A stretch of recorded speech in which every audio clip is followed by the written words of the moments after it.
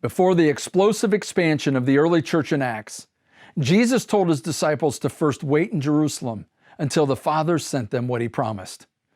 Jesus was referring to the arrival of the Holy Spirit, the divine one who would dwell within each of them. What did Jesus know? Divine help is essential in disciple making. And here's the good news.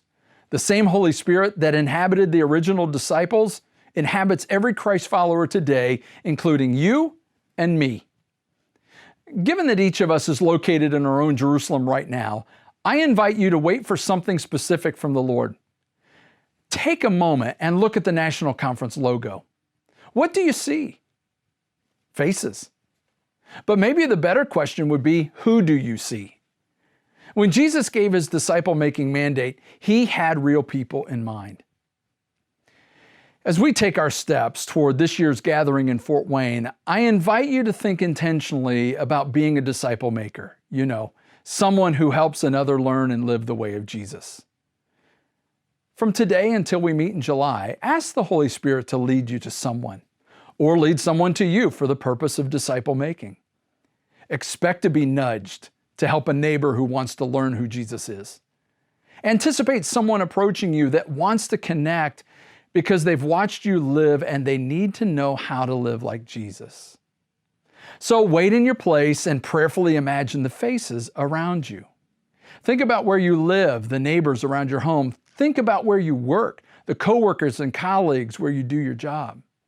Think about where you learn, the classmates that you go to school with, or the folks in your book club, or those in your learning cohort. Think about where you play. This could be a sports team you play on, or the parents of your daughter's travel softball team, or the choral team that your son sings with. Maybe it's just as simple as connecting with someone on the playground that you take your kids to several times during the week. And let's not forget that Jesus wants disciples from the ends of the earth. Those who live in places where you might travel once COVID restrictions are lifted, or those you can connect with digitally from around the world today. Really, the options are limitless because people are everywhere. Let these faces in the logo stretch your imagination and expand your heart. Now, take a few minutes and say, "Here I am, Lord. I'm listening." Then prayerfully wait for the Holy Spirit's prompts and nudges.